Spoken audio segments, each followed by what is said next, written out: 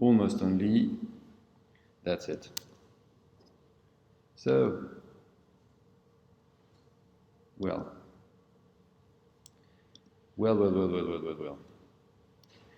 Well, thank you for taking part in this lecture about economics of insurance. Last week we were off, but last course week,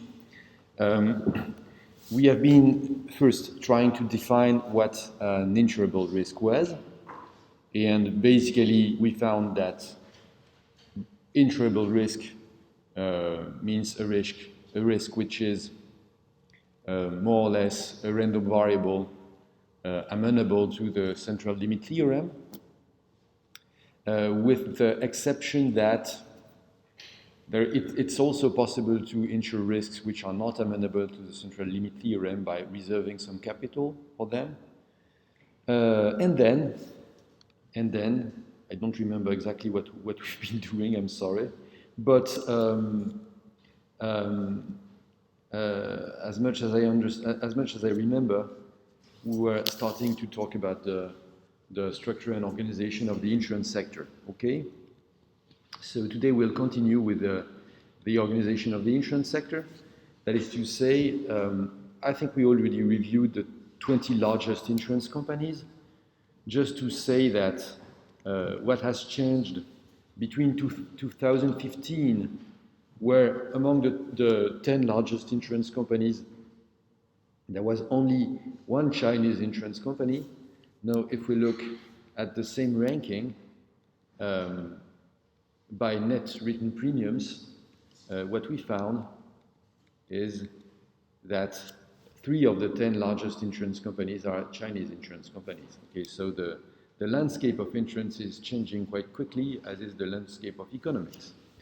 Now, if we look at the largest in France, what we find is a mix of four kinds of insurers. Okay, Crédit Agricole Assurance is a bank, is the branch of a bank.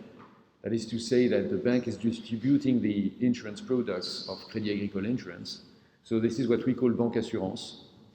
Then AXA is what we call a Société Anonyme, that is to say an insurance undertaking, but which is a joint stock company, albeit, in fact, the head of the holding company is itself a mutual, or was itself a mutual.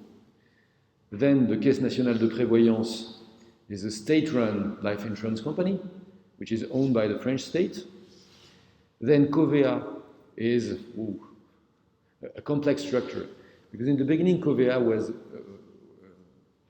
were some mutual companies, okay, Mutuelle du Mans, among others, La Garantie Mutuelle des Fonctionnaires, and in fact they teamed together because, you cannot merge a mutual insurance company because you cannot buy out another mutual insurance company at the stock market. So in order to merge, or at least to make two mutual insurance companies or two mutual companies closer, two cooperative companies closer, you have to build a specific structure, which we call in French a Société de Groupe d'Assurance Mutuelle, which is possible because of a law that was passed back in the 1990s in order to make it possible for mutual insurance companies to merge. Okay? Then BNP Paribas Cardif is the same as Crédit Agricole Insurance, that is to say this is an insurance company which is backed by a bank, and the bank is distributing the insurance products. Then Allianz Societas Europea is a German insurer under the European under a European regime, because SE means Societas Europea. It's a European company with European statutes. Okay. Then generally is an Italian insurer. Then Groupama is a French insurer, Natixis as well. The last two are mutuals, as is Assurance du Crédit Mutuel. And Natixis as well as Assurance du Crédit Mutuel are both mutuals and backed by a banking group. In the case of Natixis, the banking group is BPCE, that is to say Banque Populaire and Caisse d'Épargne, which is distributing the insurance products of Natixis Insurance. And les assurances du Crédit Mutuel are distributed by the Crédit Mutuel banking group. Same for SocGen, albeit SocGen is not a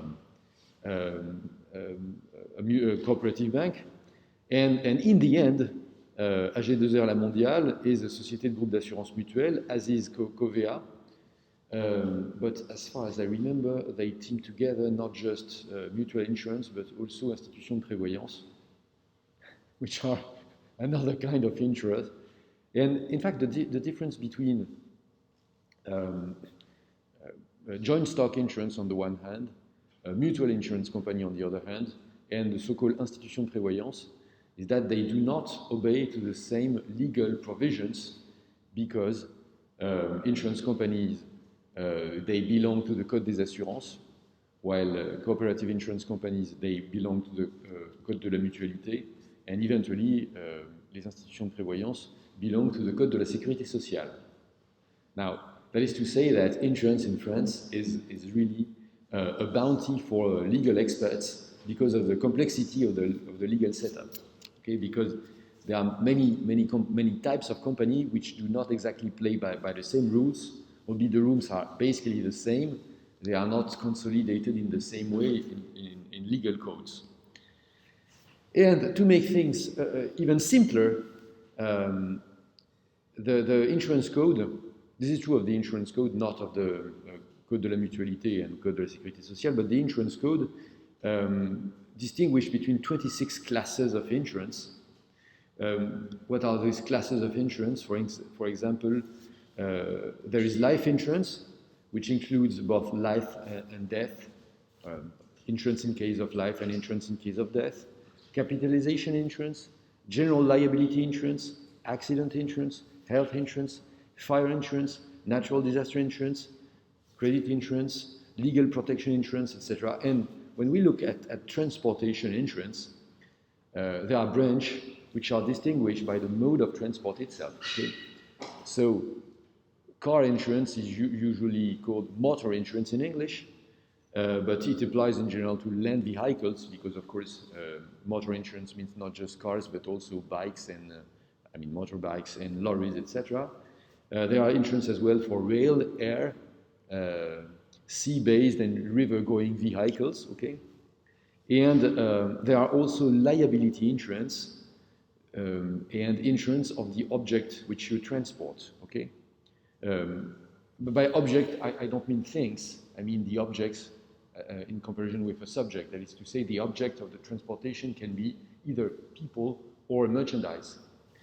It is quite necessary here to distinguish, okay, between liability of the one who is driving the transportation means and protection, that is to say, personal insurance or insurance of the things or the objects which are transported, okay? Because when the only insurance which is compulsory when we think of motor transportation is the insurance of the liability of the driver, especially when we think of car insurance and bike insurance and lorry insurance, okay? The only compulsory insurance is the liability of the driver. Maybe I'll make it in English, in French, so that you get it fully, okay? Donc, the 26 business lines, c'est 26 branches, on dit en français des branches d'assurance. Et donc ces branches, ça va être la branche vie, la branche décès, la branche capitalisation. General liability, we'll call this responsabilité civile générale. In French, we distinguish between la responsabilité civile et la responsabilité pénale. Of course, you cannot insure your criminal responsibility, your criminal liability, okay? In case you commit a criminal act, you're supposed to go to the courts, and no insurance can insure you against the consequences of an illegal act, okay? So when the English-speaking people say liability insurance, of course they think of civil liability as well. Okay. So accident insurance, health insurance in French is more generally called l'assurance maladie. Fire insurance is okay. Natural disasters, we'll say les éléments naturels, because catastrophe naturelle, It's not a branch, we'll see it's a kind of specialty which is a bit different, plus it's in fact run by the state or organized by the state. And credit insurance, legal protection. Okay, so I was saying that when you buy car insurance, it is compulsory for you to insure your liability, that is to say la responsabilité civile. But it is not compulsory for you to buy insurance either for the people who are in the same car as you, okay, or for you yourself. Okay, so you can buy, or for the car itself. Okay, so you can buy an insurance for the car, which is an additional insurance, which, for instance, is an insurance against the car being set on fire, or against the glass, the windows of the car being broken. There are specific insurance for this, as you know, or a so-called all-risk insurance. But all-risk insurance only applies to the body of the car, not to the passengers. If you want to insure the passengers, then you have to sign another contract. Of course, when you buy the whole car insurance, you don't sign different contracts. You sign only one contract with guarantees, okay, with a set of guarantees. But the most basic contract, the one which is compulsory, is liability insurance. That is to say, you insure against the damage you can do to others. What is not compulsory is the damage that can be done to you or your property or your passengers. This is something you can buy extra. And the reason why only your liability is compulsory to insure is simply that before motor insurance was made compulsory, I mean, liability insurance for motorists was compulsory, and liability insurance for motorists was made compulsory in France in 1958. So before that time, every time someone was hit by a car, the problem was who would pay. And in case of course, this was an incentive for the driver to run away in order not to be caught, so that he won't have to pay first. And then, if the motorist was insolvent, if he had not enough to pay for the consequences of the accident, then the victim would be left without means of compensating for the damages. So that was a huge problem. So the idea of making insurance compulsory is only the certainty to find someone, to compensate for the victims. That was the main idea with making insurance compulsory. Before the time the insurance was made compulsory, there was a fund which was set up at the beginning of the 1950s, and that fund was supposed to insure or to compensate for the victims of car crashes, car accidents, who are not insured. But the problem is that since insurance was not compulsory, nobody wanted to insure. Because if you bought the insurance, then you would pay an additional tax to fund the fund that was supposed to pay for those who were not insured. So that was a vicious circle. Because if you had no insurance, no payments, no coverage, okay? But if you pay for the insurance, you pay as well for those who don't buy an insurance. You know how French can be empathic, okay? Like how they can show empathy to their fellow French. So of course everybody was saying, I'm not stupid, I'm not going to pay for both my liability and those who don't pay insurance. So I'd rather not pay insurance. Okay. Yeah. Sorry?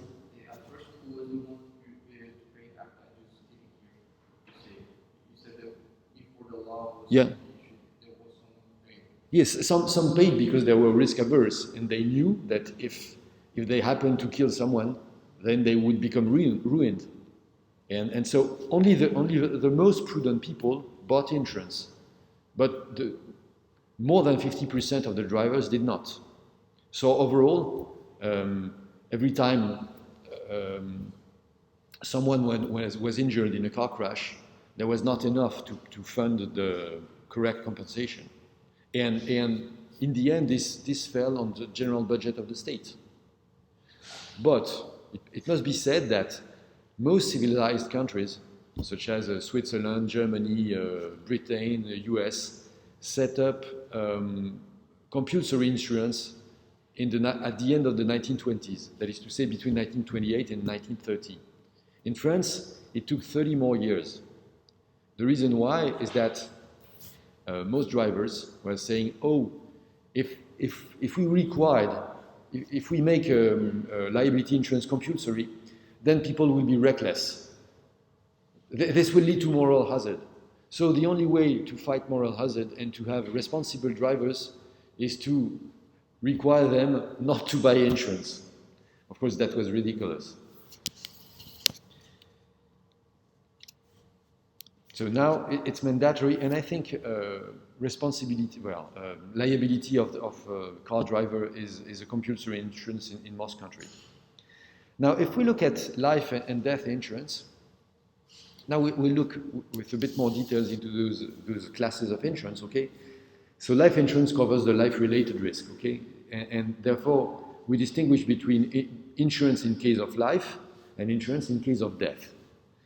But the life insurance branch also includes insurance products that are similar to tax-privileged savings, especially when we think of l'assurance vie, and when we say, probably you will see if you read Les Echos every month, there's a figure about the collection of life insurance. It simply means that life insurance schemes are run mainly by the bancassurance, but by some other insurance firms as well. But with bancassurance, it works well because you have your banking account, and then you have a secondary account. If you put money on that secondary account, which is a life insurance scheme, and keep that money for 8 years, then in the end it will go to your children without inheritance tax. Okay, so it has nothing to do with an insurance. In fact, it's purely a capitalization product because there is no premium and there is no compensation whatever events happens. But in the end, the money can be given once you die with lowered inheritance taxes. So it was supposed to be in relation with life and death. Therefore, we call it life insurance in France. But the two main classes of products of insurance in case of life are retirement saving contracts, okay? And in this class of life insurance, of typically French life insurance, you have either the so-called life insurance, which means you can transmit with lowered inheritance tax, or you can as well use that life insurance for a retirement saving contracts. That is to say, once you go on retirement, you take the money and you get lower tax on the capital income you got during the years where the money has been frozen. Or you can as well take that money not as a lump sum but as a life annuity until you're living. Okay. So which is more an insurance in case of life, of course, because there is an element of randomness, which is how long will you live. But most life insurance schemes in France are, in fact, capitalization products, which people use to lower the taxes on money that they will give to their heirs in the end. Now, if we look at insurance in case of death, then the idea is to protect the policyholder's relatives, or at least the one who has been designated as the beneficiary of the contract, against the death of the policyholder. Okay. Of course, you cannot protect yourself against death because it's pointless. Once you're dead, there's nothing to do about this. But you can protect your relatives either by what we call a temporary death insurance. That is to say, if the policyholder dies during a given time frame, which is usually 1 year, but can be 5 years as well, then the beneficiary, which is written in the contract, okay, will receive a given sum. So this is the classical view of the death insurance. And this is the death insurance as it was completely forbidden before the 19th century in France, and before the insurance principle in England. It was not forbidden in England, sorry. It was forbidden only on the European continent. But in England, the insurance principle was invented to be sure that people do not buy life insurance, that is to say temporary death insurance, on the head of someone who was unrelated with them and then trying to kill that person to get the money. Okay? Yeah, there was something completely immoral in temporary death insurance. So it only became legal in France, for instance, in 1818. Then another kind of insurance in case of death is credit insurance. Credit insurance, I mean, when you want to get a loan from a bank, usually the bank asks for some guarantees. It can be a mortgage, such that if you buy a house or a piece of land, in case you don't pay back, the bank can grab the piece of land or the house. But, well, it can be a pound, such as if you buy a car with the credit, then the bank has a pound on the car, and in case you don't pay back for the car, the bank can grab can seize the car. But the bank will probably require you to insure yourself, because in case you die, you won't be liable to pay your debt, of course. So that the bank must be compensated, and that's the goal of the credit insurance. Well, it must be added that usually credit insurance feature as well some provisions in case of disability or a job loss, etc. So that not any kinds of loss of income, but many causes of loss of income are compensated with the bank. Okay, so that the bank can lend to you without the risk of you, without the risk of the problem that can happen to you. Okay, so the risk remains with you, of course. If you die, you do die. But at least the bank will be compensated. Credit insurance is not compulsory in France, but you will hardly find a bank which accepts to pay you to lend you money if you don't find the credit insurance. So a smart way for banks to say not to give you the credit is to make you a credit offer, but without making you an offer for insurance, because they know that you won't find an insurance, so that you cannot say they are discriminating you. They leave this to the insurance company, who doesn't offer the credit insurance. Okay. There are two other kinds of insurance in case of death. The whole life insurance, which is supposed to offer lifetime guarantees, that is to say until the death of the insurance person. For instance, you can buy a death insurance which is not for a temporary period, but for the whole time. Or you can buy a life annuity or something like this. And eventually there are service contracts which will pay for your funerals. And this is probably the oldest kind of death insurance, because it can be traced back to the Roman Empire, where what were called the veteran societies, made of Roman veterans. I mean, guys who served in the Roman legions. They stayed together because, as you probably know, very often the legions were offered colonies. When the Roman conquered a new land, a new country, the Romans kept some land for the colonies, and the colonies were made of retired legionnaires. They were offered the plots of land so that they can settle and bring the Roman culture to a place. And they stayed together, the guys who were in the same legion for 20 years, so that they knew themselves, they knew how to fight, and usually they pledged to help each other, not just in case of life, but in case of death as well. That is to say, when one of the legionnaires died, then the others offered the funerals and some compensation to the widow, so that the military societies of Rome, which are in fact veteran societies of Rome, are supposed to be the first mutual insurance companies, which paid some benefits at the death of their members.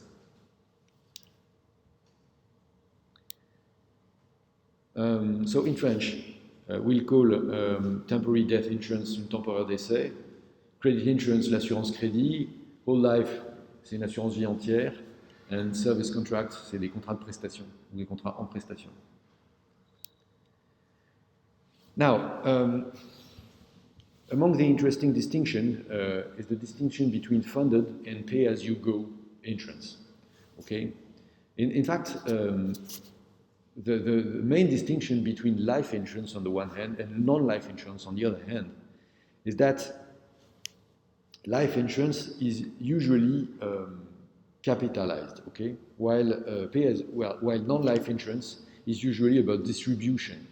So by capitalization, I mean that the insurer keeps the premium which are paid by the insured, by the policyholders, and those premiums are accumulated on a given account, compounding interest until the death of the contractor, okay, or the end of the contract. The end of the contract means financial capitalization, which is the case of life insurance, such as the French life insurance scheme or any capitalization contract. And death insurance is, for instance, in the case of insurance in case of death, or as we have seen, you know, the Roman style service insurance. But when you look at non-life insurance, usually it's pay-as-you-go scheme. That is, you say, the premium are distributed among the members, not as bounty, of course, but as, you know, as compensation for losses. And that is to say that on a given period, usually there is no need for the insurance to take from the reserves, from the capitalization accounts, because the money which is collected as premium is distributed as compensation. Alors, en France, on va dire gestion par répartition pour pay-as-you-go scheme, okay. Et j'ai pas dit gestion par capitalisation. Important terms here are claimants, les sinistrés. Well, while in French we will say un sinistre, in English you would say a claim, which is interesting because in French we describe the event, and in English directly the right which enables me to ask for the money, whatever what happens. Okay, there is a triggering event, and the interesting thing for the English-speaking people is the claim, and of course the compensation payment then. So, how do we compensate for losses? A class of insurance can be classified according to the way in which benefits are determined in the event of a claim. Okay, so there is on the one hand compensation insurance, and the purpose of compensation insurance is to think of the situation of the policyholder before the accident occurred. It is not to say that the insurer will completely compensate, but it's to say that there is a reference situation, which is the situation ex ante, or before the accident. Okay, so the reason why the insurer may not pay for the full compensation and for the full return to the situation ex ante is not just that it is impossible. Okay, it is also that in the contract there can be some caps, okay, to the compensation, or there can be some deductibles as well. The difference between cap and deductible is that cap means it's an absolute maximum and you won't go any further, okay? While deductible is the amount that is not paid for. That is to say, if there's a deductible of 1,000 euros on your contract, every time you have a loss, the compensation will be the amount of the loss minus the deductible, okay? Which means, in fact, that most small losses will not be compensated. And by the way, my advice is, as much as possible, make some deductible so that you will show to the insurer that you won't bother for small losses, which are very costly for the insurer to process, and you can first save on the premium you're paying. Because basically what is expensive in a small loss is not the compensation money which is given to you, but all the hassle of processing the claim. So that if you take a large end of compensation, okay, you will forgo the maybe 1,000 euro you could have earned. But on the other hand, you will pay probably 100 or 200 euros less on your premium for years. Okay? But so compensation, in case of compensation insurance, of course, they can be deductibles on smaller accidents, but of course not on very high disability insurance also. Okay. Then in contrast with compensation insurance, there is flat rate insurance, and flat rate insurance means the amount which is paid is fixed regardless of the extent of the damage. Okay. And life insurance, for instance, is a kind of flat rate insurance, because in life insurance, well, if we think of capitalization insurance, of course you will get the money you're supposed to have. It won't change whether you lost a tooth or an eye or whatever. And if we think of insurance in case of death, then as well, you know, the amount that your beneficiary will get does not depend on whether you had a horrible death or not. Okay? Oh, I've been suffering. Okay, so you will be compensated more? No, no way. Same amount, whatever. But there are also a less dramatic kind of flat rate insurance. For instance, albeit it's not a direct insurance scheme. You probably know that when you buy an airline ticket, I know it's something from the past, but believe me, you know, the spring will come again, and at some point we'll all be able to board planes anew.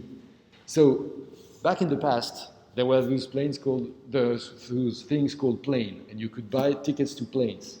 And when the plane was late, then you were compensated. That was not an insurance, of course. But believe me, the insurance company, they had insurance to pay for that kind of problems.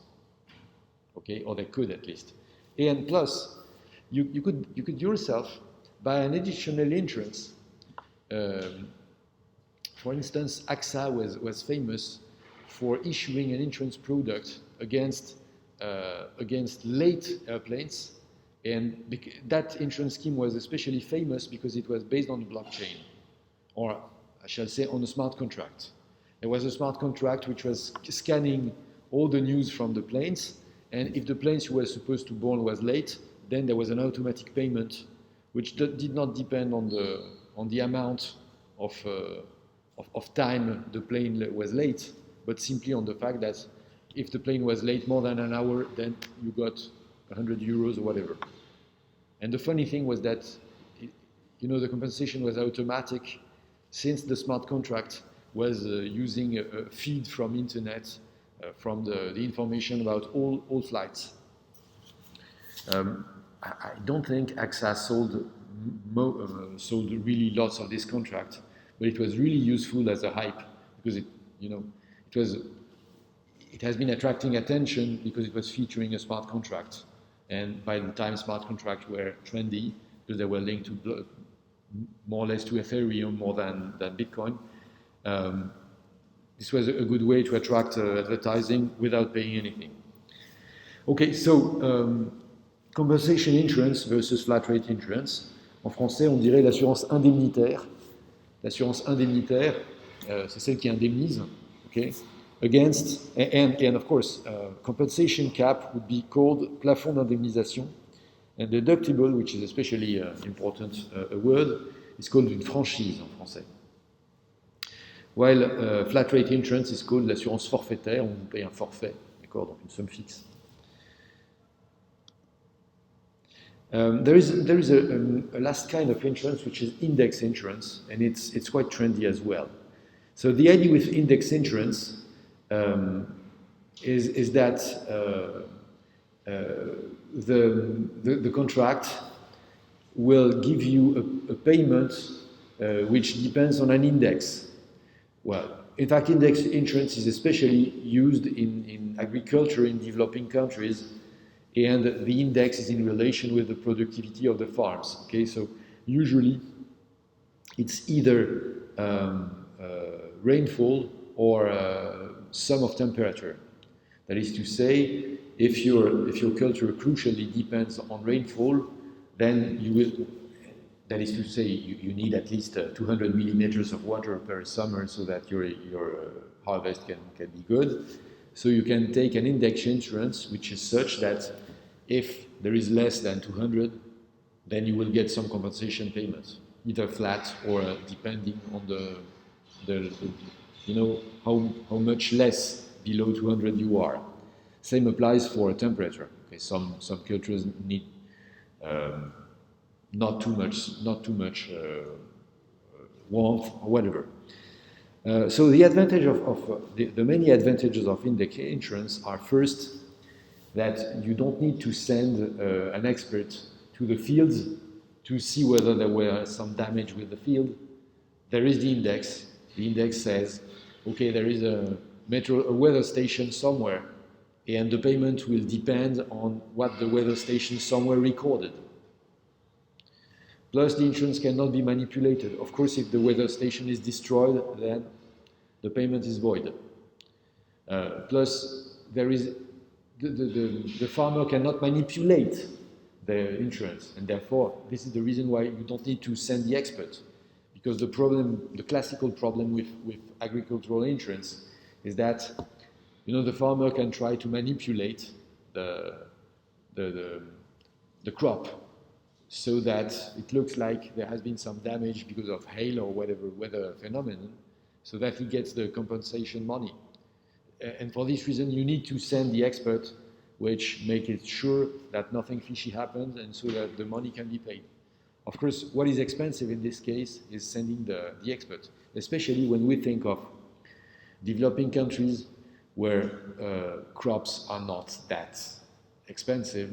I mean, we are talking about a field with sorghum or rice, paddy or whatever. The whole value of the whole harvest is only a handful of $100. So sending an expert will be pointless because it's more than the value of the harvest itself. Okay. So in order to make insurance possible, you must rely on some cost-saving device, and typically this is the cost-saving device. And this again shows you that the main cost in insurance, well, especially when we are talking about very high losses, okay, but the main cost is the human cost. It's the cost of work of those who make it possible. So you can save on some cost by especially saving on experts. You can save as well on saving on small losses, okay? But in this case, the only interest for farmer is to insure those small losses, which are not small for them. Index insurance is both a cost saving and a moral hazard saving technological solution, which makes it possible to insure agriculture in developing countries. Now, maybe now that you basically understand what kind of insurance does what kind of business, we can look at the value which is created by the sector, okay? So if we look at trends, for instance, the turnover in 2019 for the life insurance sector was 144 billion euros. That is to say, and 9/10 of this is money which is saved on those tax-free or tax-exempt or lower tax saving accounts, which we call life insurance, okay? So it's around 130 billions which are saved in that kind of schemes, and the remaining 15 billions are insurance in case of death, etc., and life annuities, etc. Then there's the property casualty insurance plus the liability insurance, okay, which together make up around 60 billion of premiums in 2019. In this set, the motor insurance makes more than a third. Okay, so for a long time it was said that insurers, they enter your house by the garage. Okay, because this was the way to sell you a first insurance product, and this was a way to say as well that you can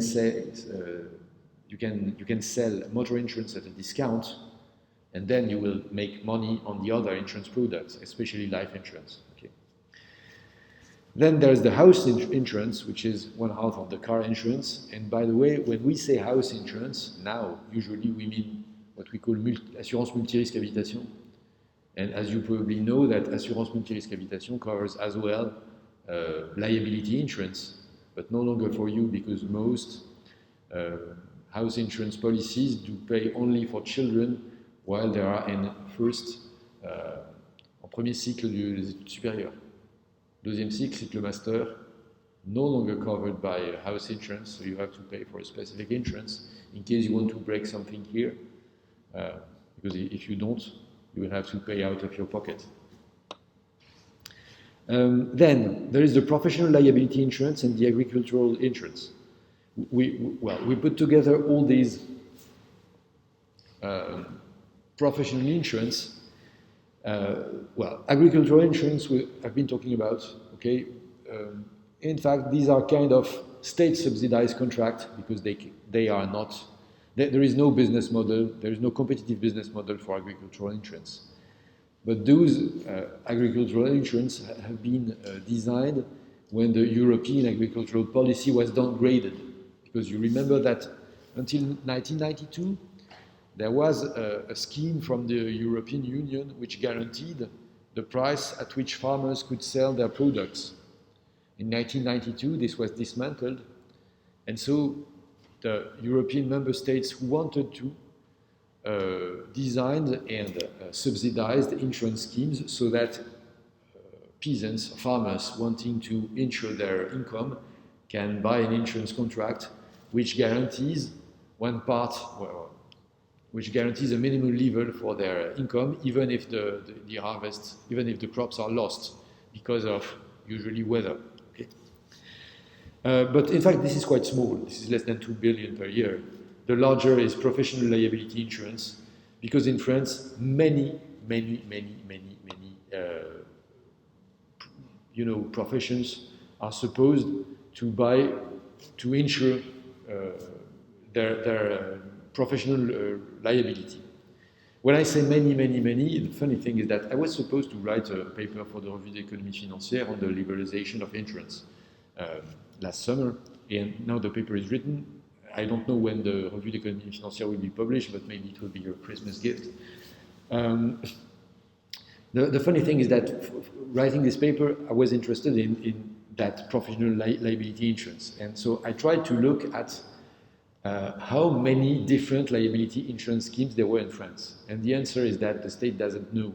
That is to say, when you go on the webpage of the Ministry of Finance, which is supposed to maintain the list of all professions amenable to compulsory professional liability insurance, the webpage says, "Oh, this list is only for information purpose. It is not legally binding.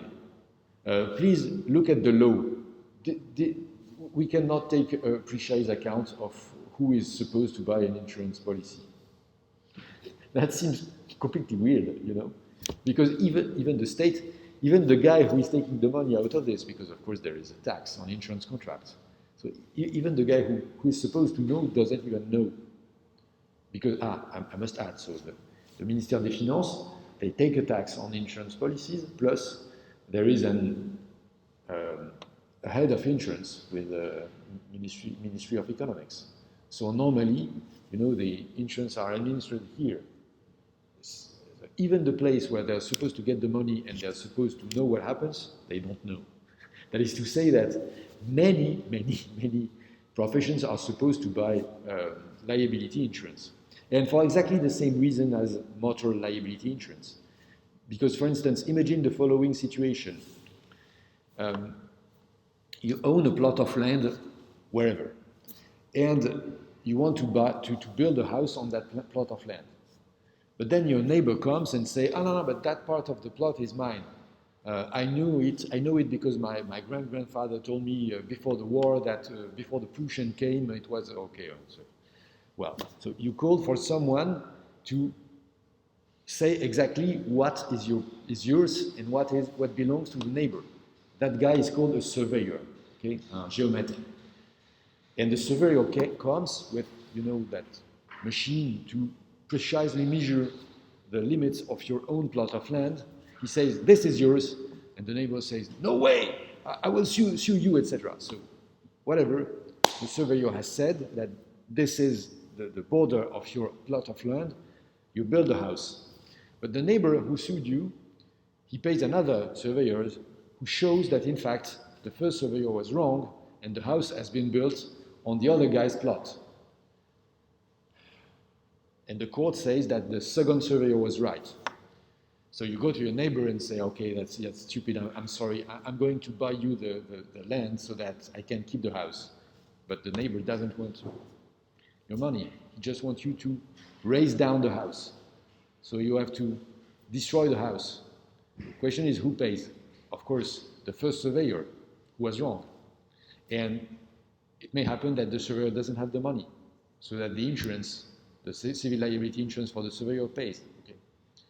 So many kind of jobs may have some consequences, some financial consequences on your life.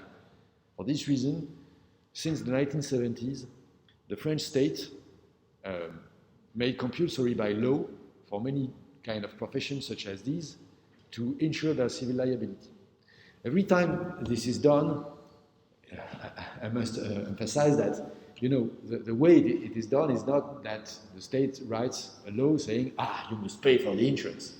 Of course, the way it is done is that you put on the same table some representative from the insurers, some representative from the consumers union, and some representative from the professionals, and well, you make them talk together in order to understand what should be compensated. This is what the consumers union will say.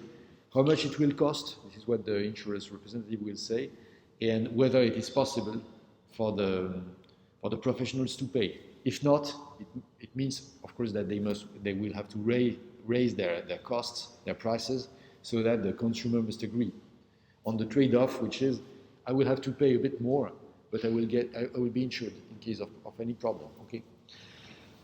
Overall, I don't remember exactly, but I think there are more than 200 professions which are supposed to insure themselves, okay, to insure their professional liability. Then there's the general liability insurance, which you can take even when you're not a professional, okay.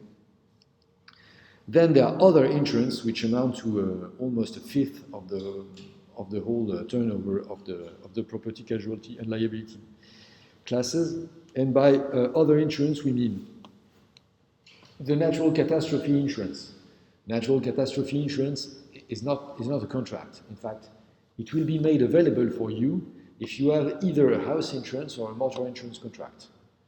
But the natural catastrophe is in fact triggered by a decree which must be signed by at least 2 ministers. So when a natural catastrophe happens, and if 2 ministers at least sign the decree, then the insurers must pay to compensate the damages, and they will be refunded by a tax on contracts next year. Okay, so this amounts to more than 4 billion per year.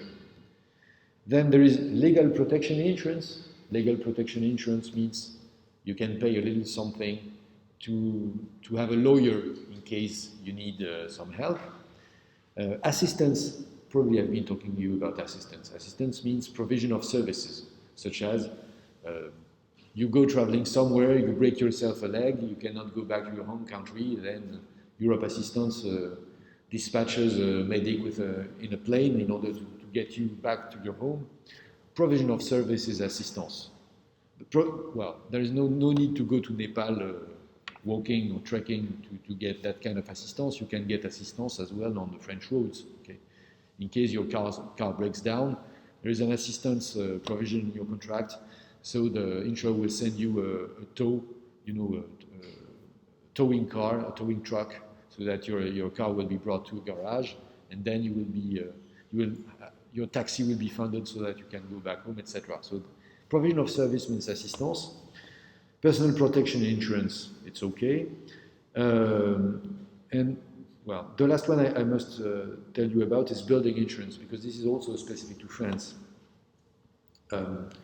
In fact, when we say building insurance, we think of two different kind of things. There is a building insurance which is related to the work itself, because as you probably know, building is one of the most difficult industries, one of the industries with the most numerous and costly accidents. Because of course, building houses means there are many ways to get injured. Okay? You can fall from the roof. You can be squashed or smashed by falling pieces. You can well, whatever.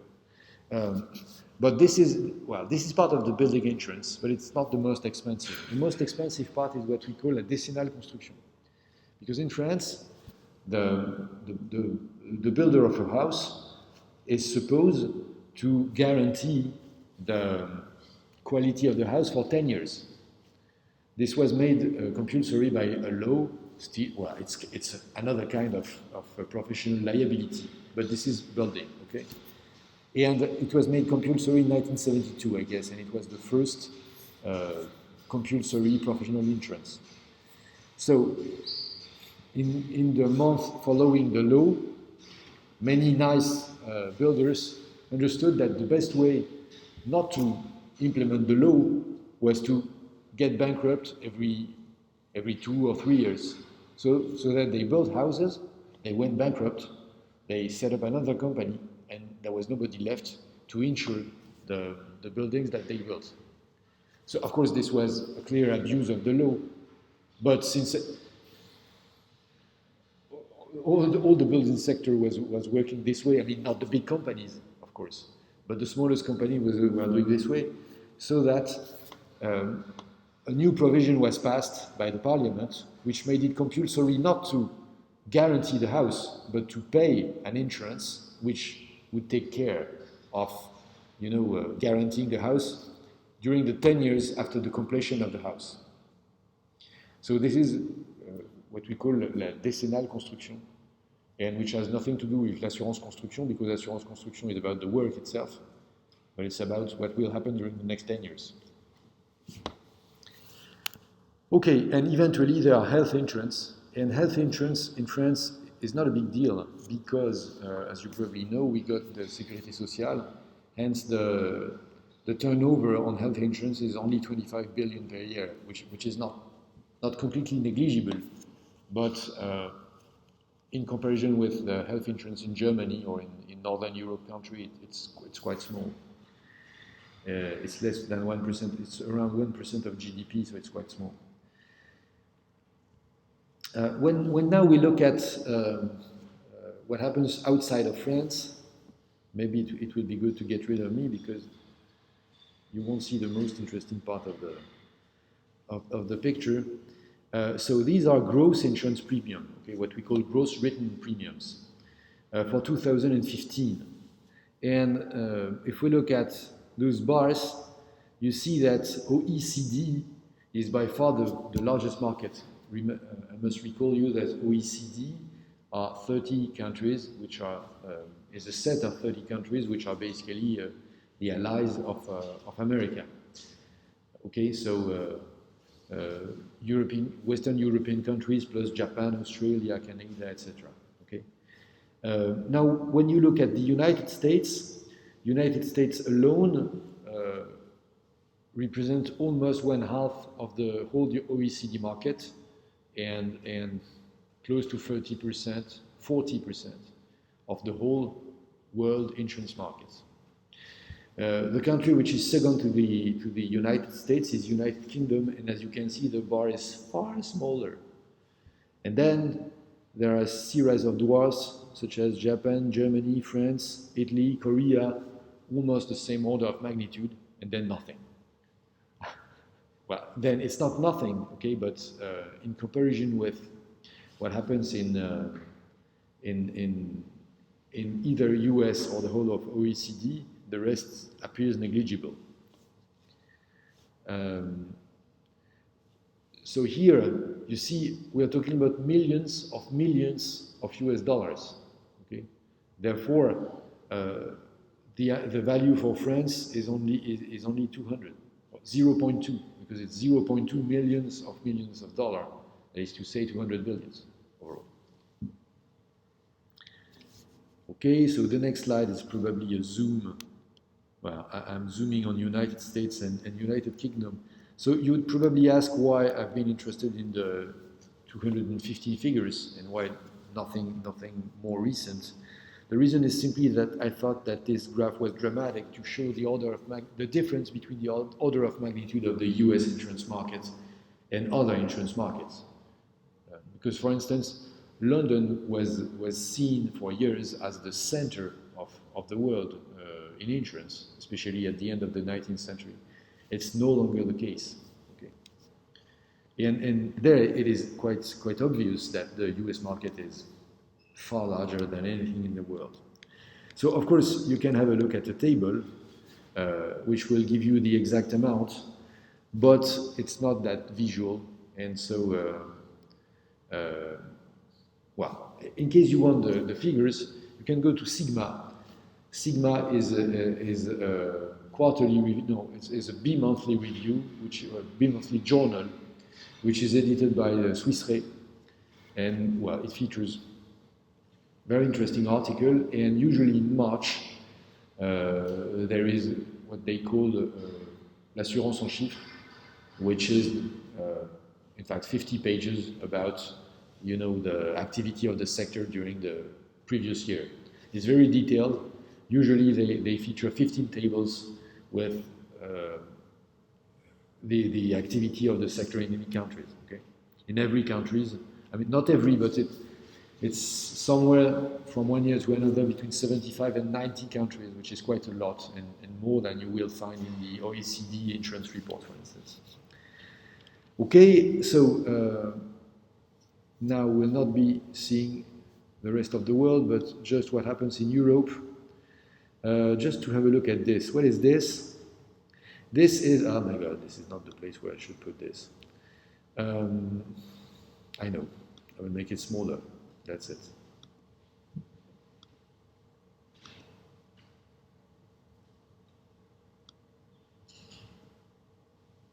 I'm just wondering how I can make it smaller. Not this way, so whatever. Yes, that's good.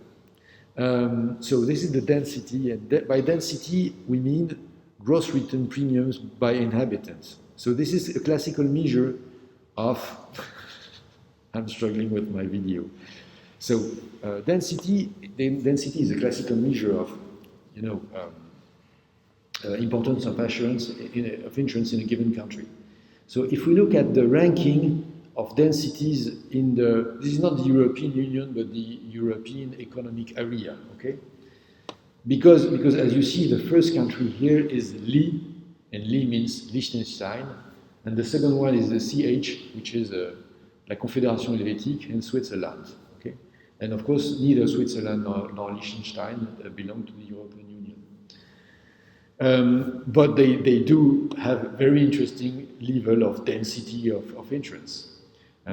If you look at Switzerland, for instance, the expense in insurance per inhabitant is close to 7,000 euros per year.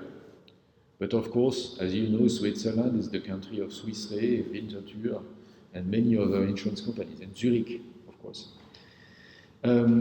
So in Switzerland, the level of density is quite high, but one reason why the density is quite high is also that the GDP per capita is really high. Liechtenstein here appears more strange because, frankly, we don't see how it is possible to expend 87,000 euros per inhabitant and per year. So this might be accounted for, and it will be done in the following minutes. But now I would like you to think about this. How can we expend 80,000 euros in insurance per year? Well, of course, Liechtenstein is not a large country, but still it's a country. It's not just that I'm buying that amount of insurance, okay? Then we can think of penetration, and penetration is gross written premium divided by gross domestic product. Okay, donc les primes brutes divisées par le produit national brut. Le produit intérieur brut, pardon, gross domestic product. So, if we look at Switzerland in this respect, we see that Switzerland is right behind France. That is to say, the insurance penetration in Switzerland is 9%. So it's almost the same percentage as France. So the difference that we observed in density is due to the difference in GDP per capita, okay? Because the amount of premium per capita, of premium as a percentage of GDP, which is penetration, is the same in Switzerland and France, but per capita, in France we have 3,000, while in Switzerland they have more than 6,000. That is to say, the GDP per capita in Switzerland is more than twice the GDP per capita in France. That's why the price is as well. There is nothing that surprising, except of course Liechtenstein, which is still standing at 73% of GDP. That is to say that not just that people in Liechtenstein expend 80,000 euros per year on insurance, but they expend 70% of their GDP. So this is a mystery. Either they do have horrible natural disasters, so they must pay 2/3 of their GDP in insurance to build back the country every year, or something else happens. Now, a third measure of the importance of insurance would be to look at insurance assets, okay, as percentage of GDP. And in fact, that amount of insurance assets in the Euro economic area, the European economic area, I mean not the Eurozone, I mean the countries of the European Union plus Norway, Switzerland, and Liechtenstein. Okay, this is the EEA, European Economic Area. So the insurance assets as percentage of GDP, that would be nice if we could see the name of the countries. So get rid of this. Overall, this is 10 trillion euros.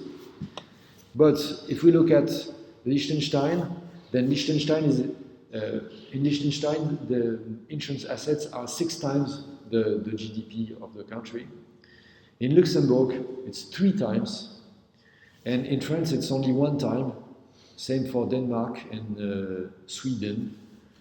UK, you know, albeit it's not exactly the same, it's the same order of magnitude because in UK we're somewhere between 90 and 80%.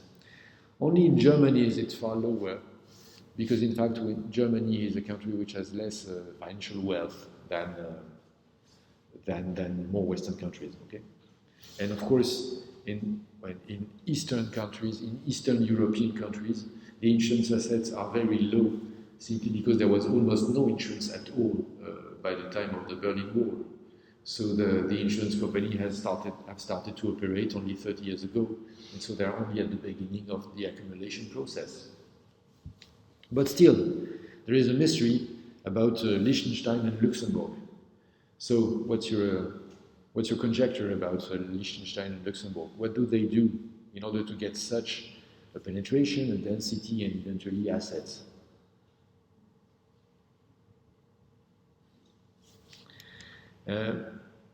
Well, first, let me explain why, as it's written here, assets are concentrated in the life insurance class. In fact, the reason is quite simple. If you remember that life insurance is a funded plan insurance, it means that you must fund your life insurance.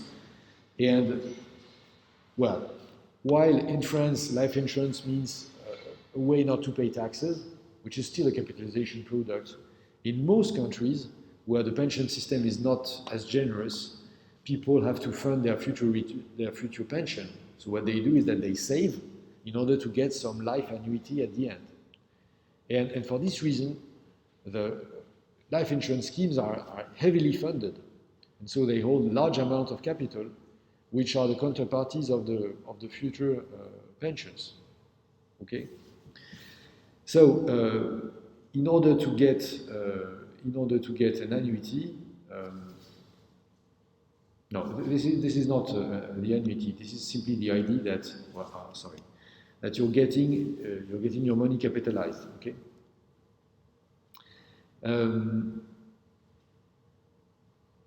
I don't remember what I tried to do with this slide. I'm sorry. When does the provision entered in the liability side of the balance sheet become a loss? Okay, that's a good question. Because in fact, when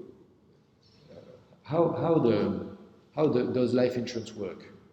If we think of the whole life of someone starting to buy life insurance or to invest in a life insurance scheme at the beginning of his professional life, and then, it means that he builds up or she builds up a capital fund. Then when she goes on retirement, she got a life annuity, hence at that time, the liabilities of the company is the largest, okay? Because then, as the pensioner will be aging, his life expectancy will be reducing, and so the liability side will be reducing as well, because when you're supposed to pay a life annuity on someone who is older, you're supposed to pay for a shorter time, hence as you're supposed to pay for a shorter time, the corresponding debt is of course lower. So the idea is that the liability, the provision which is related to your account is increasing all your professional life, and then it's decreasing while you go on retirement with the insurance company paying you some life annuity. And the question here is, at what point does the provision which was computed on the day you went on pension, at what time does that provision become negative?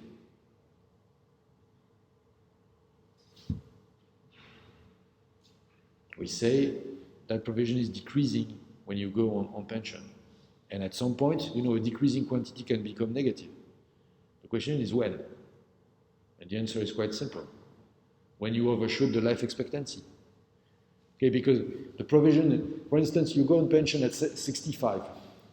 The average life expectancy in France is 81 for men and 88 for a woman. That is to say, on average, it's a bit less, because on average it should be 83. So that you're supposed to be on pension for 18 years. Okay? So the insurance company makes a provision which is enough to pay you an annuity for 18 years. Assume now that you outlive this expectancy. Of course, the provision has been consumed. Then the insurance company is beginning to lose money on you. So the risk for the insurance company is simply that you do live longer than the life expectation. That's quite interesting. That's the point with life insurance.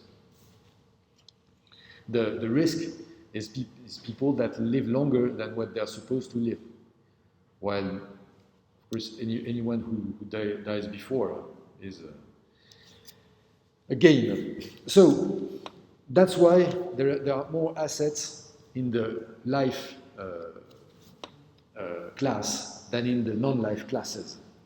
But still, the question is, why is there so much insurance in Liechtenstein on the one hand and in Luxembourg on the other hand? So I don't know. Do you know where Liechtenstein is? So where? Switzerland, yes, and Germany, yes. France, maybe not. Yeah. Not even, well, it's close to Italy, but it's really between Germany and Switzerland. It's strictly German. It's Switzerland and Austria, but it's strictly German-speaking, of course. And it's very small, and there's nothing but insurance. Okay, so the country itself has 160 square kilometers. So it's larger than Monaco, but not that much larger, and 37,000 inhabitants, which contribute each to 80,000 euros in insurance per year. What's up? In fact, the point with Liechtenstein is very simple. They do have a very low corporate tax. So they design advanced wealth management schemes, which are basically tax optimization devices, okay? In plain English, you're working in Germany or in Austria, in a company, and the company pays for you to have a pension plan which will be located in Liechtenstein. Okay, and that pension plan will pay you a pension once you go on pension on a Liechtenstein bank, on the German or Austrian subsidiary, on the Liechtenstein subsidiary of a German or Austrian bank, which has numbered accounts. You know what numbered accounts are? It's a banking account where your own name does not appear. So it only serves one purpose, which is tax evasion. Okay? So Liechtenstein is a country where the corporate tax is very low and where personal tax do exist, but not for numbered accounts. So you're a German executive, you ask your company to buy you a life insurance plan in Liechtenstein, where the pension will eventually be paid on a bank in Liechtenstein on a numbered account, which cannot be reported to the German tax authority, which means no personal income tax for you. And since the corporate tax is very low in Liechtenstein, the schemes who operate in Liechtenstein, when they do profit, they keep all the profits. Since 2016, Liechtenstein is supposed to automatically exchange information with other European countries. You know, in 2016, there was a setup of automatic exchange of information through the Financial Action Task Force of the OECD. It's a bit long, but it is. So for this reason, that was 2016. So in order to benefit from the numbered account, etc., you had to do this before 2016. That is to say, for instance, in 2014 and 2015. That's why Liechtenstein benefited from many life insurance investment in that time.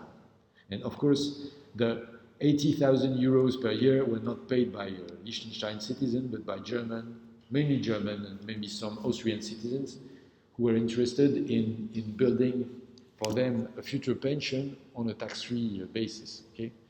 So in short, Liechtenstein was doing what Switzerland was doing before Obama.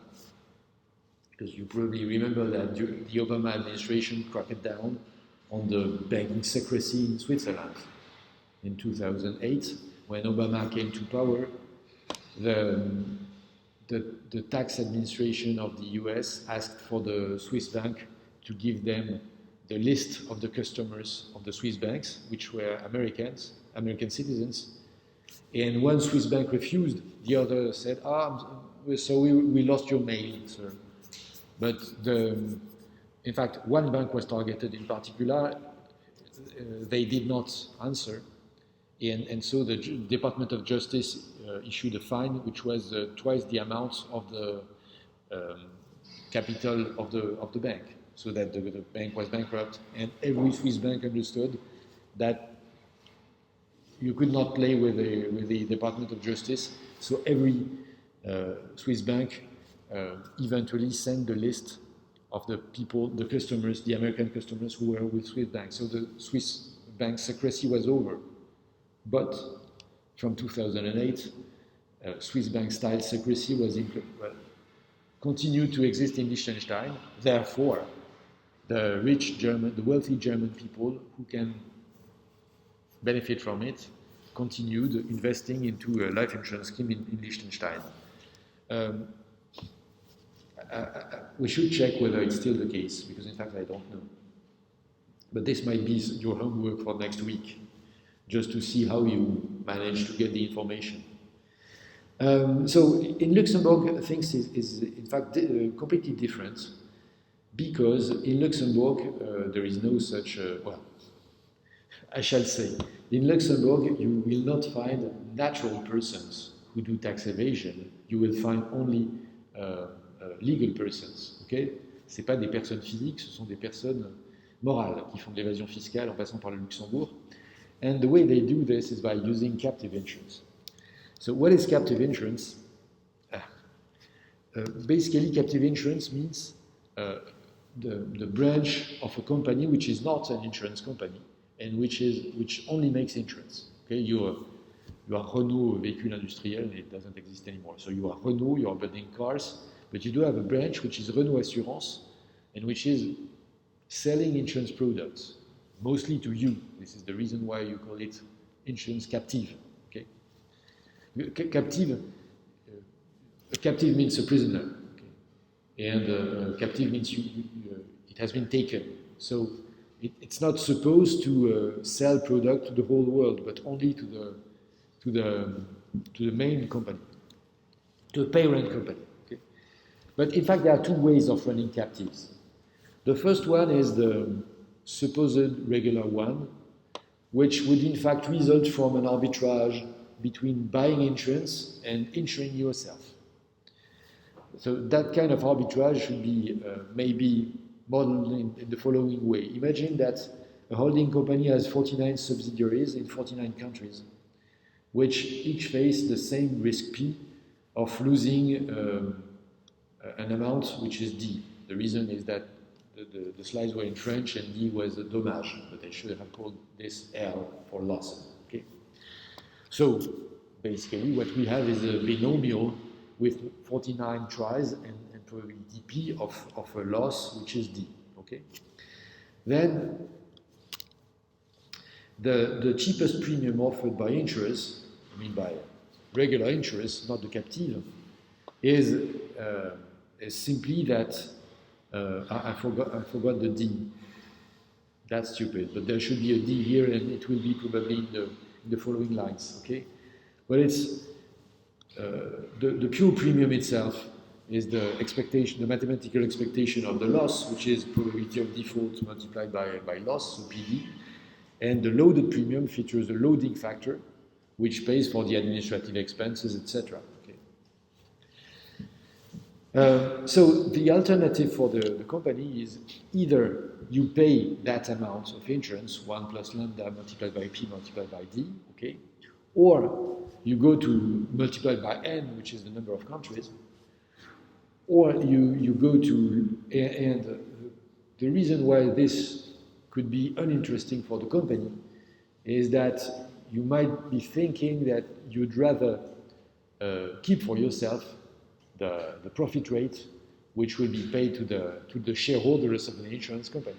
You can be interested in keeping that profit for your own shareholders. Therefore, paying the insurance premium not to a foreign company, not to a third-party company, but to yourself, in fact, to the captive.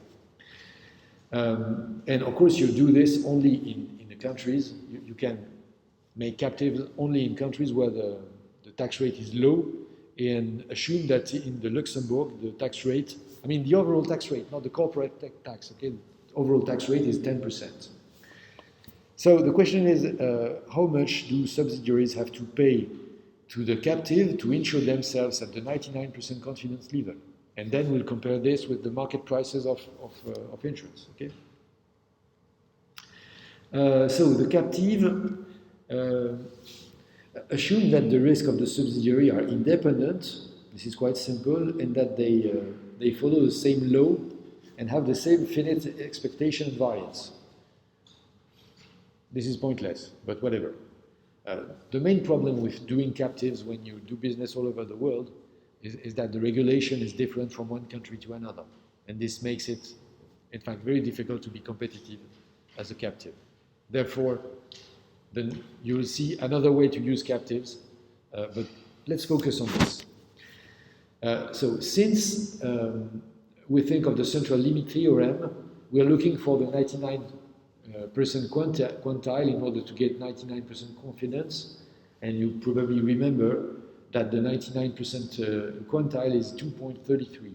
That is to say that the probability that standard normal variable is above 2.33 is only, the probability that it's above is not 0.99, it's 0.01. That's a bug. So that, I must go back to this. Oh my God. Okay, I will go back to the sharing screen, but I must correct first the missing D here. Oh my God, it's so slow, so bloody slow. And as well, I must correct here, to say that the probability to be above the 99% quantile, of course, is 0.01. And then we're back with the full screen. Oh, by the way, I'm talking. Of course, do not hesitate to interrupt me on the one hand, and plus I must have a look at what's happening on the Zoom, because maybe I do have some questions, and the answer is no, because there are only 4 people who watch.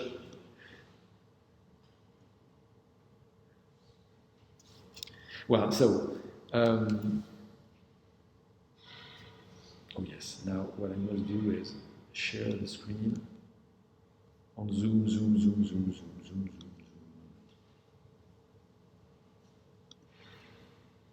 That's it.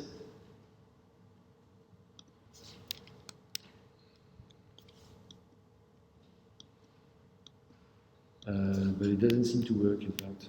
Oh my God.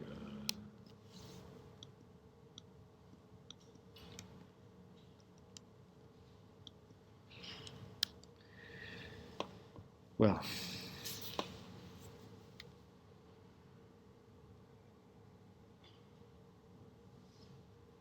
it's the complete breakdown. Okay, so it Houston, we have a problem. Another try.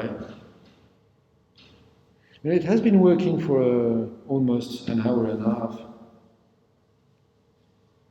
That's my best performance so far.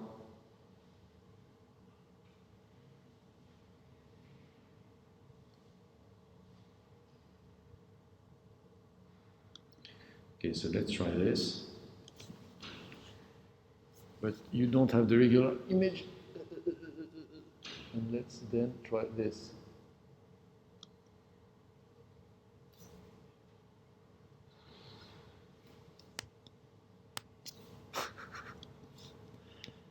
Well, well, it has been working for some time, but it doesn't work anymore. So I'm going to be back to the old style.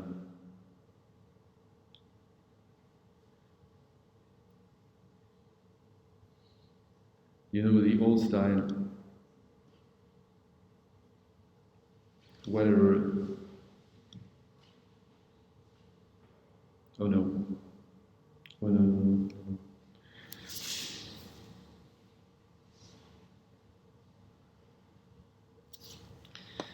So, well, I've been saying that,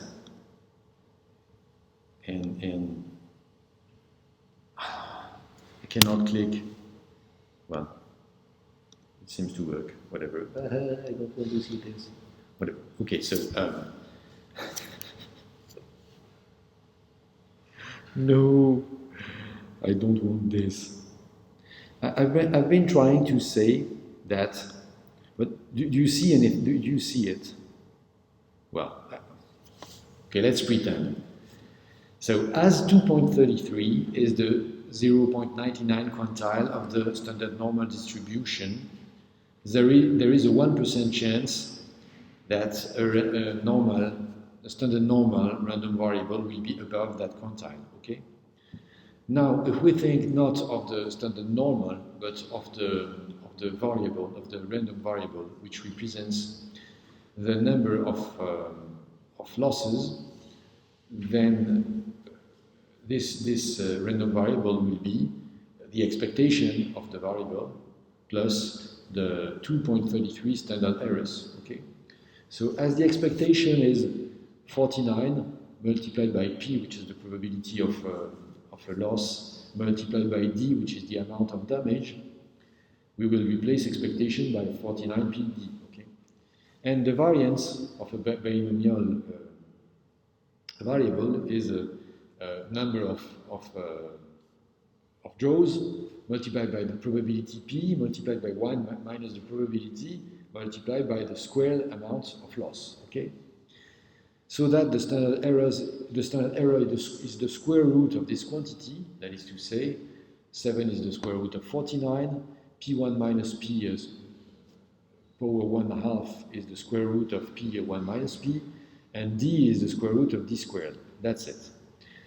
So that, eventually, the premium which you should charge to your subsidiary to insure them with the captive is the expectation, 49 PD, plus 2.33 times the standard error. This overall is multiplied by 1.1 because there is a 10% tax over the whole business, not just corporate tax rate. Okay? This is what you must compare to the price you can find on the market, which is 1 plus lambda PD multiplied by 49. So then, well, the rest is quite dirty, but the idea is simply that you will find a level of loading on the market which is such that it is advisable to create a captive because, well, when I say it's quick and dirty, the point is simply that I simplified quite quickly, okay? But basically, the idea is that there is a level of loading, a level of profit rate, if you want, such that if the market or if the company, the insurance companies on the market charge too much, then you will rely on yourself and on your captive so that you will buy the insurance for your branches from the captive. Okay. This can be interpreted as a profit from pooling your risks together in the captive. And this is, in fact, the principle of insurance itself. Okay? So the idea with the captive, the idea is that instead of pooling your risk together with someone's other risk with an insurer, you could, if you have enough risk to pool, then you could pool them by yourself in a captive.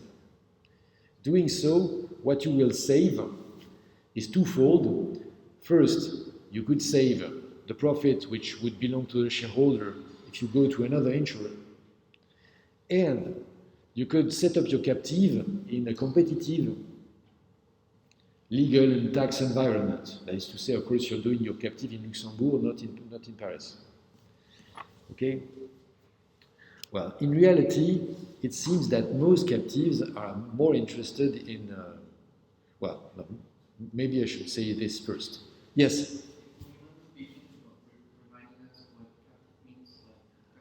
Okay, captive, well, in French as in English, captive means basically a prisoner. Okay? En français, on dit un captif. Les captifs, ça veut dire les prisonniers. And so in this case, the captive insurance company is not, or the captive insurance, is not just a branch of your company, but also the captive sells insurance only to you or to the branches of the, or to companies from your group. The captive insurance is not supposed to market insurance products for other customers, so that there is no marketing cost. Okay, the costs are strictly limited to managing the risks, which arise in the group and which you decide to sell to the captive, because, for instance, you think you can manage those risks at a lower cost than private insurers would do, because, for instance, private insurers take a margin to pay the profit for their shareholders, or they operate in tax environment which is not as competitive as the place where you do the captive. In fact, even well, the reason why it could be interesting for you to build your captive could be as well, for instance, to diversify your risk. Because if you think of weather insurance, for instance, you know, you're an international group, and in order to insure yourself against weather, if you go to a national insurer, the problem is that most weather problems are, you know, locally correlated. Locally correlated because when there's a storm in France, Usually the storms, you know,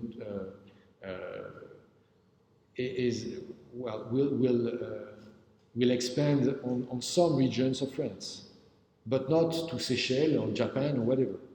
So most weather problems could be diversified geographically, not global heating, of course. I mean, global phenomena such as global heating cannot be diversified out. But usual weather risks such as flooding, storms, etc., they can be diversified from a geographical point of view. So it might be wise as well to take advantage of this diversification in a captive. While the national insurer would be in trouble because he could suffer from geographical correlation. It might not, geographical correlation might not be a huge issue when you think of flooding, for instance, you know, the flooding that happened 2 weeks ago in southern France. But it can be a huge problem when you think of large storms, such as the Lothar storm, which happened in France in 1999, where there were losses all over all over France, because in fact there was no mutualization for the insurer, because more than one half of the insured were stricken. So the only way for the national insurer to diversify out that kind of risk is in fact to go to what we will call a reinsurer, and we'll see about reinsurance in a short while, because the reinsurer, being global, can diversify out that kind of risk. But so for the captive, the third reason why the captive could exist is that it could pool together risk from around the world, which would operate a geographical diversification, which national-based insurer could not do, and this is interesting in the case of weather risks. But this is the theory, because when you look at what happens with captive, usually captives are a purely tax optimization scheme. So the example is very easy to follow. Imagine that you're company X and you face a corporate tax, which in France is 33%, okay? So that if you make 100 million in profits, then you will have to pay 33 million in corporate tax. So it's very easy for you to set up a captive insurance company in Luxembourg and then to pay a premium to that captive insurance company against whatever. Okay. Then, of course, if you pay 100 million if you pay the amount of profit you would have done to the insurance company, then you do no longer own that money to the French tax administration. So you save the money, but the money now is in Luxembourg. What could you do with that money? Well, you could pay compensation at some point because you're supposed to have an insurance company there. So an insurance company is supposed to pay some compensation. But of course, you will not pay the compensation in France. You will pay the compensation in some jurisdiction when there is no corporate tax. So, for instance, in Cayman Islands. Okay. So the good idea is that you have the main office in France. The main office pays some insurance to a Luxembourgish company, and then the Luxembourgish insurance company, which is a captive insurance company, compensates the Cayman branch because there were a weather storm in Cayman, which should be compensated for. In fact, you're only transferring profits from France to Cayman in order to avoid the corporate tax. That's the way captive can be run as well. Because when you think about it, the problem is that the French tax administration says, okay, but we have no proof that the captive is regularly operated.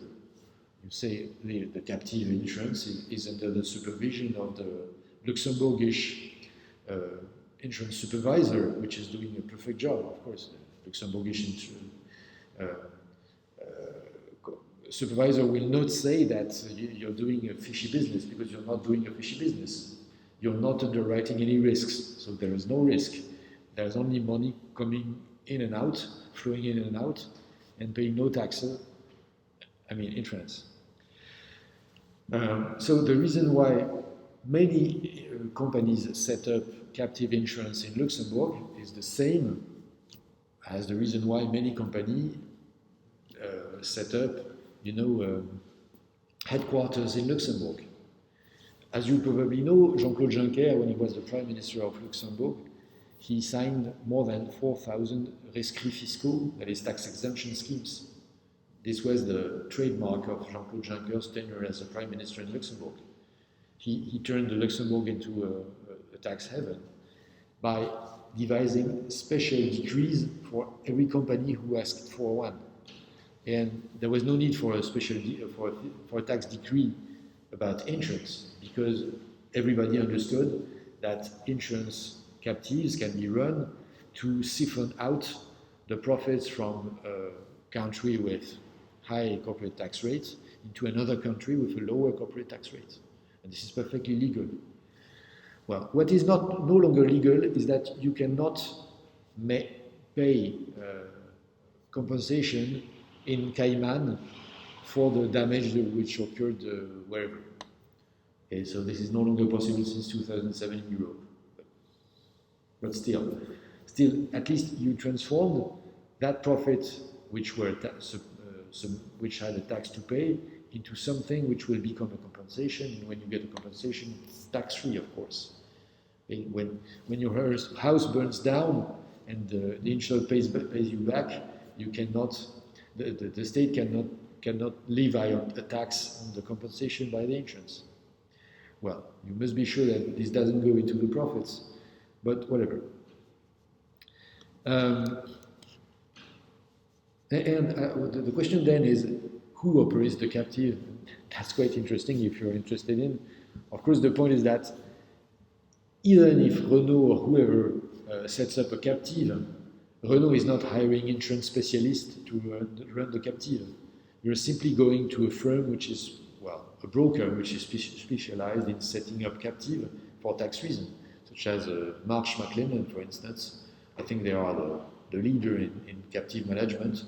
So you're the Renault chief financial officer, you go to Marsh McLennan and ask for them to set you up a captive in Luxembourg and another one in Dublin, so that you will optimize your tax return. And of course, the Marsh McLennan will work out with you the way money will go from Paris or Den Haag for Renault to Luxembourg and then to Dublin. That's it. In case you're interested in insurance as a, shall I say, tax optimization device, there's a novel on this matter, which was written by Arnaud Schneeweiss, and Arnaud Schneeweiss was the director of the French Insurance Federation, so he probably knows what he's writing about.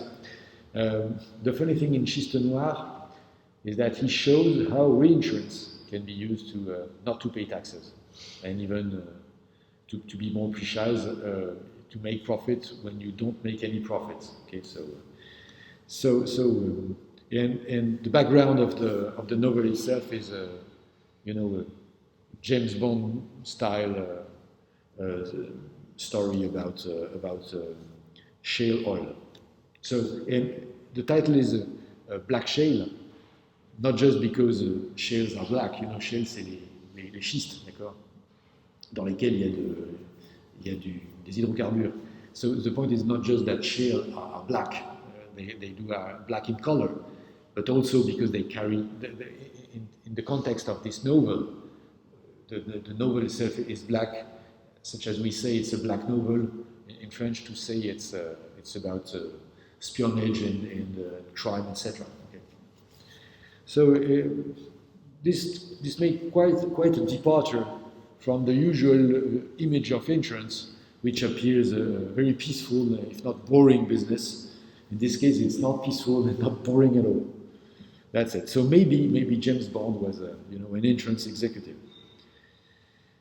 So now, if we look at classes at the EU level, now that you have a complete view of the sector, and now that you can understand what happens with Luxembourg and Liechtenstein, in fact, the picture is almost the same as with France. Okay, that is to say, the largest part of turnover is in life insurance, because the premium volume in life insurance is almost 60% of the overall volume of premium in the sector. The penetration of life insurance is 4.5% of EU GDP, and of course it's higher in advanced countries. What you can see, you can see as well that individual contracts make up 3/4 of the whole, while group contracts made a quarter. What do I mean by group contract? It can happen that you work in a firm where the firm has a pension plan with a third-party insurer, and when you're hired by the firm, they enroll you to that pension scheme. Okay, so this is a group contract. A firm can decide to have a group contract for all of the employees with the firms, okay, with the firm. Okay. Or they can have as well a group contract which is targeted only at executives, but whatever. In any case, this is a group contract, while you will have an individual contract if you go to the life insurer and subscribe by yourself a contract. There might be a puzzling thing here, which is that if you look at, you see the columns with the green ellipses, the premiums amounted in 2015 to 733 billion euros, while the benefits paid were only 640 billions. So if you ask for the profit rate, you're tempted to say, whoa, they get 733 billion and they pay back only 640 billion. That is to say the profit is 93 billion. Well, no, because as you remember, life insurance is not pay as you go. Life insurance means capitalization. And as long as the population is growing on the one hand and the GDP is growing on the other hand, it is normal that the inflow is above the outflow. If the population starts to decrease, or if the GDP starts to decrease, then, of course, bless you, what the people pay will be less than what they get. But as long as there is some growth, both of the population and of the GDP, of the income, then of course the payments which are made to the companies will exceed the payments which are made by the companies, since the payments which are made by the companies are based on past population and past incomes, which are supposed to be lower since there is a growth. Okay, so there's nothing fishy here, and unfortunately for the life insurers, they are not doing 93 billion euros in profit every year. That would be whopping. Now, if we look at the other classes, well, for instance, health insurance, you see, has quite low penetration. It's only 0.8%, so France is quite in the average of the European Union. But this is unspectacular, because on the other hand, we do have quite a good social security scheme, so health insurance is not much interest. Well, it's still making money in France, but I think you don't have to look at health insurance to understand the whole point with health insurance in France. And there again, the premiums are far above the claims paid. This is a bit less strange, since there is no need the need to fund accounts is not the same as in life insurance. But if you look now at non-life, you will see that the difference between the premiums and the claims is even larger in the non-life. So this might be strange, because if you think of non-life insurance only as car insurance, for instance, you will be tempted to say, "Hey, guys, that's awful. You know, they take 347 billion in premiums and they pay back only not even 2/3 of that amount." But the point is that there as well, there are delayed risks. If you think of La Décennale Construction, for instance, then you're supposed to pay claims not just 10 years from now, but even later. Because, for instance, someone buys a house from a builder who is insured with Décennale Construction. Then, after 9 years, there's a leak in the roof. Then you ask for a compensation, but the time where the insurer sends you an expert, then you're not satisfied with the compensation which is offered by the insurance, so that you go to your own legal insurance, legal protection insurance, so that you sue the insurance which provides the décennale construction, so that you go to the court, it will take you 2-3 more years, etc. So in the end, the insurance company will pay 15 years after it has taken the premium. So when you think about this, there again, we're talking about 15 years of growth and price rises, etc. So the reason why there is a difference between the premiums and the claims is that here, even in non-life insurance, we say, oh, it's a pay-as-you-go model, that is to say, you have to expend the money during a single year. No. Even for motor insurance, you're not expending the money in the same year. Because if you think of what can happen to people who become disabled as a consequence of a car crash, then the disability might be paid for during years. Okay? Even it can happen that the insurance company will have to serve a life annuity to a person that became disabled because she's no longer able to work. So that payments can last far more than 1 year, and the time horizon is not just 1 year. Yeah. Then how do we measure the profits for an insurance company? We don't get to. I mean, there's this time lag. That's in fact the interesting thing with insurance, is that the balance, well, the balance sheet on the one hand and the financial statement on the other hand are completely stochastic, because quite obviously the balance sheet, well, the asset side is quite sure, but the liability side, the mathematical provision are random variables, so that you do make stochastic accountancy. And the guys who are specialized in stochastic accountancy are actuaries. And this is the reason why the supervisors in insurance, they have a special training, because you're not accounting values which you know by historical value. You're accounting values which you try to predict. But that's the interesting part of insurance, well, in my opinion.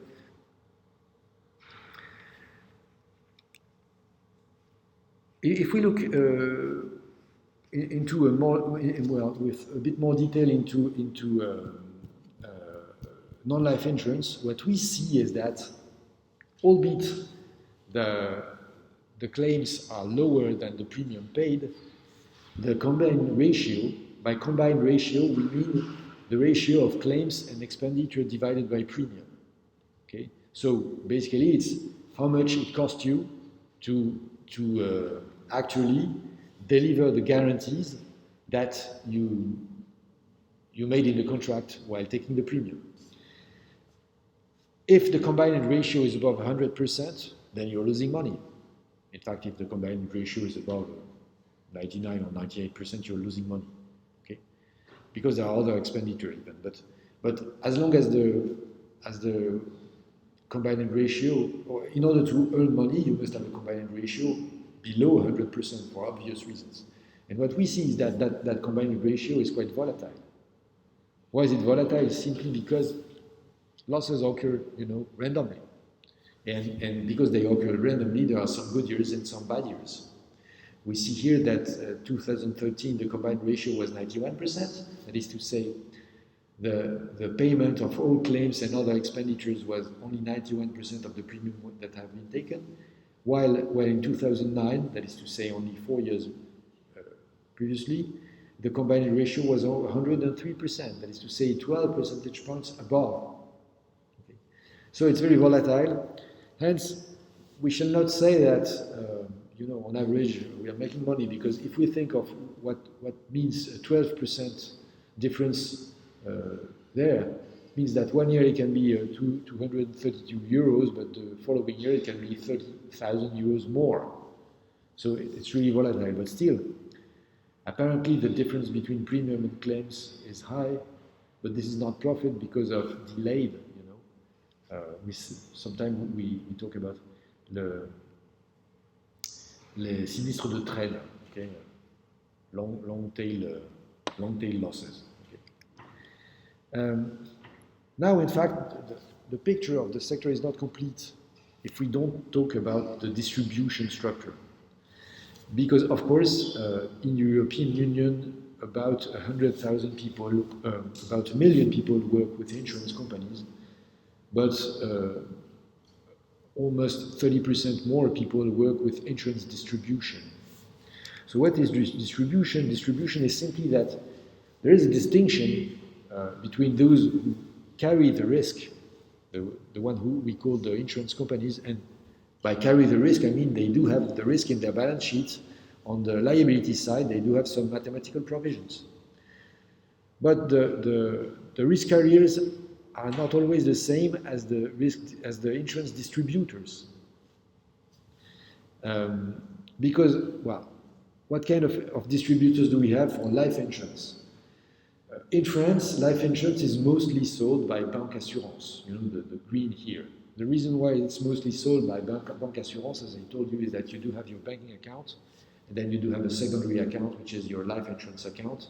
And of course, it's quite convenient every month to use your computer to transfer money from your banking account to your life insurance account so that you will get a return and no tax or a reduced tax. So we see the point. But for instance, if we look at Slovakia or Bulgaria or Slovenia, as you see, there is a lot of yellow here. And in Germany as well, a lot of yellow. What does yellow means? It means that there a company relies on agents. Who are agents? Agents are independent people that do work only with one insurance company. They are affiliated to that insurance company. They only sell insurance products from that insurance company, but they are not employees. They are entrepreneurs. They do have their own insurance broker firm. And since they, well, by not being, the point is that they are incentivized to sell well, because if they don't sell well, they will not earn, okay? So they are not employees, they are not on wage. In some countries, there is what is called direct writing, and by direct writing, it means that the company has employees that do underwrite insurance contracts. But as you see, it's not widespread. It happens in Hungary, in Netherlands, in Slovakia a bit.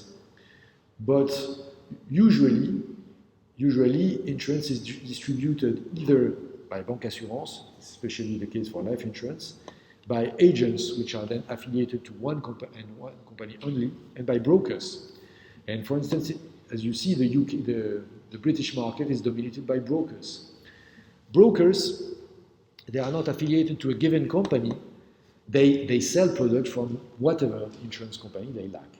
Okay, they feel relevant, and of course, they are supposed to advise the prospect who is looking for an insurance contract.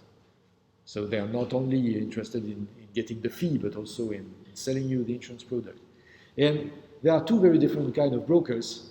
The broker you can visit in order to buy an insurance contract, on va appeler un courtier en assurance, for a retail broker is the one you will interact with quite probably. But there are also non-retail brokers, wholesome brokers, okay, such as Gras Savoye, or even larger, such as Mercer, in fact, Marsh McLennan, etc. So very large insurance brokers who have a global footprint, and those are specialty brokers that not only sell, the point is that they are not only aggressive from a commercial point of view, but they also sell some specialty insurance products, such as Marsh McLennan, as I told you. They will not just sell, but set up and run for you a captive insurance company. So they are brokers, but they are highly specialized and expert brokers. And in between, there is a specialist class of broker, which are insurance comparator, insurance websites. Those are brokers, because themselves, they do not carry the risk. In fact, insurance comparator, if you go to Le Lynx, for example, which is the mostly used insurance comparator in France, it's only a way to sell you insurance products. I mean, the costs of running the comparator are balanced by the benefits which Le Lynx, which is in fact Admiral Group UK, derives from selling insurance through this portal. I'm afraid I should stop. So next week we'll carry on with this. Thank you for your attention and have a nice week.